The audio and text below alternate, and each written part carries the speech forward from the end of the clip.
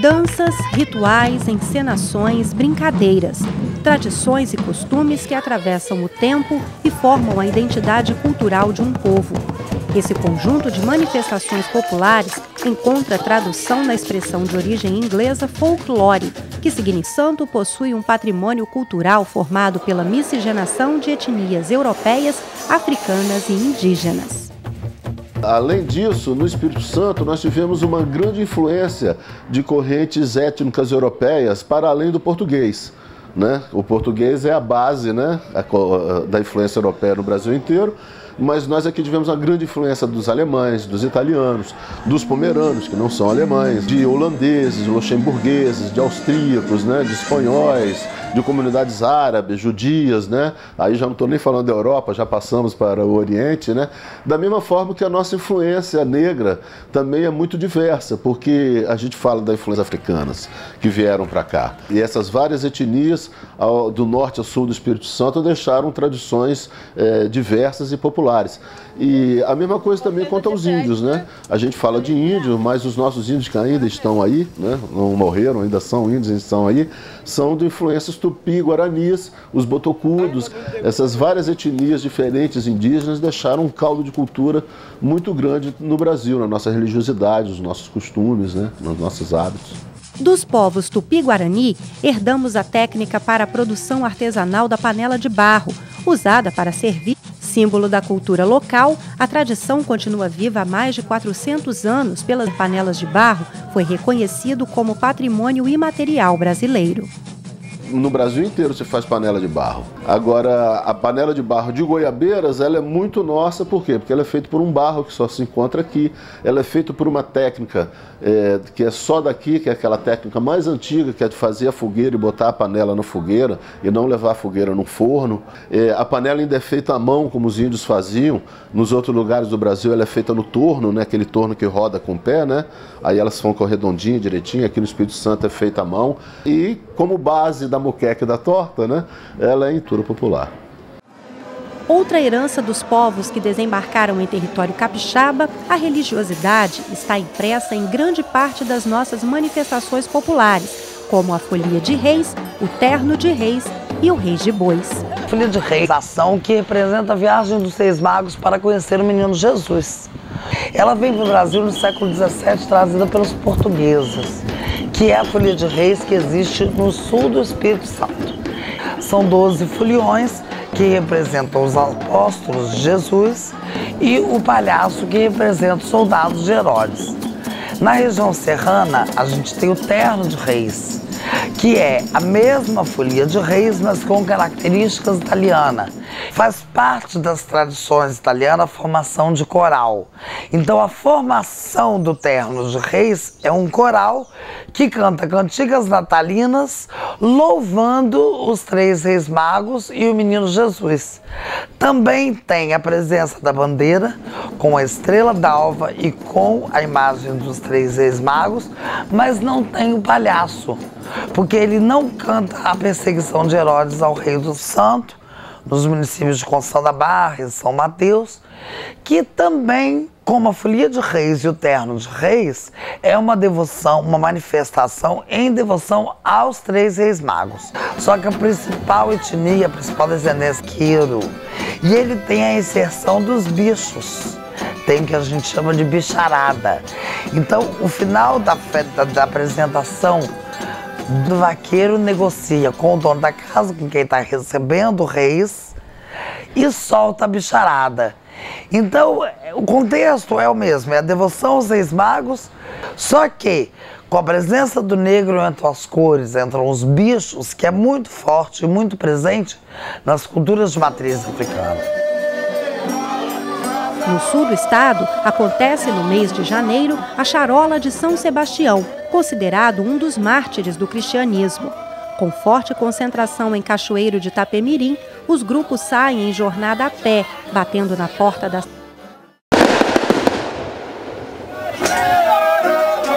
Já no Ticumbi, 2 grupos representam os reis africanos de Congo e Bamba, que lutam pela preferência de realizar a festa de São Benedito, o santo protetor dos negros.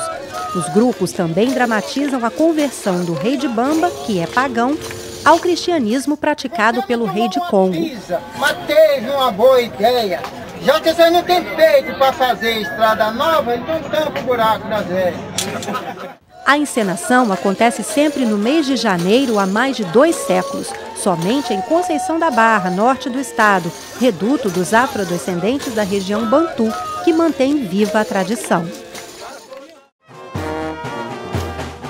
O bate-flechas é uma dança de raiz indígena praticada também pelos umbandistas. O ponto alto da tradição religiosa é o encontro de bate-flechas, que acontece em diferentes Ida e São Sebastião. Lá no pé da cruz.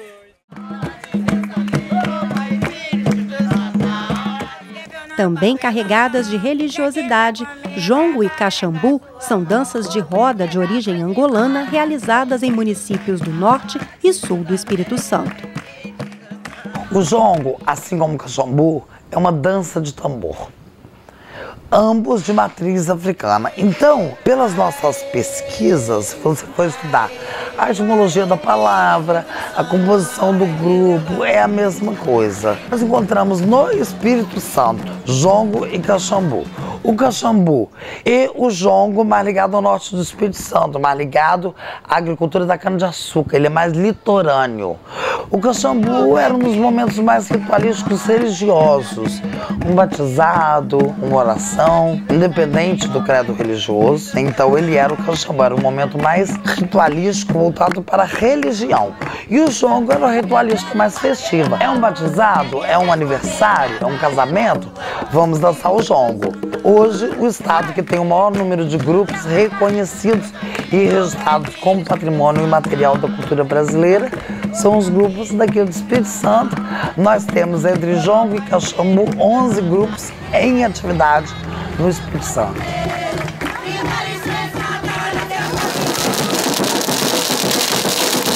Bastante representativa do folclore brasileiro, principalmente nas zonas rurais, a figura do boi, ao mesmo tempo, assusta e atrai.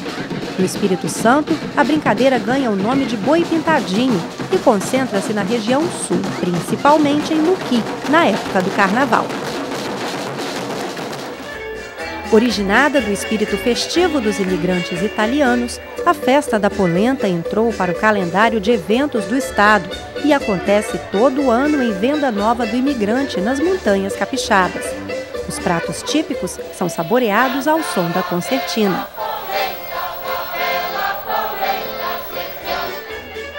Já em Santa Maria de Jetibá, também na região, foram incorporadas ao folclore capixaba. As tradições dessas correntes migratórias, a grande relação dela é cívica, é com a pátria, é com a sua origem cívica. A cultura afro produziu influências determinantes para o cenário cultural capixaba. Um dos exemplos é o congo, conjunto musical que reproduz o modo. As bandas de congo se apresentam em festas de santos, principalmente em homenagem a São Pedro, São Sebastião e São Benedito, durante as puxadas de mastro ou em outras ocasiões festivas. O Congo tem uma grande relação com o mastro, né? Que é a questão do navio, da fé São Benedito, né? Acredita-se que um navio, num naufrágio, os negros segurados a um navio negreiro, protetor desse povo, salvou através desse mastro. Manifestação folclórica genuinamente capixaba, o Congo também foi reconhecido como patrimônio imaterial brasileiro. Esse reconhecimento ele é fundamental e deve ser ampliado como base para a formação desse base. Tambores, cuícas, chocalhos, pandeiros e apitos ditam o ritmo do Congo. Mas no Espírito Santo, a tradição tem uma particularidade, o uso da casaca. O instrumento é feito de madeira e produz som por meio do atrito com uma vareta. Com quase 30 anos de atividade, Mestre Vitalino é uma referência na produção da pedra. A minha casaca tem uma diferença que hoje eu procuro até fazer, né, um grave, um agudo, eu aprendi a fazer uma afinação, por isso que a minha casaca é a diferença. Hoje a minha casaca também é elétrica, que você liga como se ligasse uma guitarra, um baixo, que sai o som lá na frente do público ver, né? Casaca Se tem em outros estados é porque saiu daqui e foi para lá, porque a casaca é ícone do Espírito Santo, só existe no Espírito Santo. Dos africanos, herdamos também os movimentos que deram origem à capoeira, um tipo de luta que os escravos brasileiros praticam, cultural que mistura esporte, luta, dança, cultura popular, música e brincadeira. As rodas de capoeira são manifestações presentes de norte a sul do estado e foram consideradas pela Unesco como patrimônio imaterial da humanidade. O capoeirista ele aprende a tocar instrumentos, compor músicas, ele aprende a jogar capoeira, ele aprende a representar. Então o capoeirista também é um poeta, é um artista, enfim, a capoeira dá essa condição esportiva e educacional. As riquezas da nossa cultura popular são objeto de estudo constante da Comissão Espírito Santense de Folclore, que trabalha para manter viva a identidade do povo capixaba. A nova geração que siga os caminhos dos seus pais, dos seus avós, na perpetuação desse conhecimento. Isso do ponto de vista da cultura popular. Nós, lá na Comissão de Folclore, buscamos realizar encontros, seminários, atividades, produção de filmes, de vídeos, né, que tragam os novos pesquisadores para a gente poder ter sempre uma nova geração de pesquisadores da cultura popular no Espírito Santo.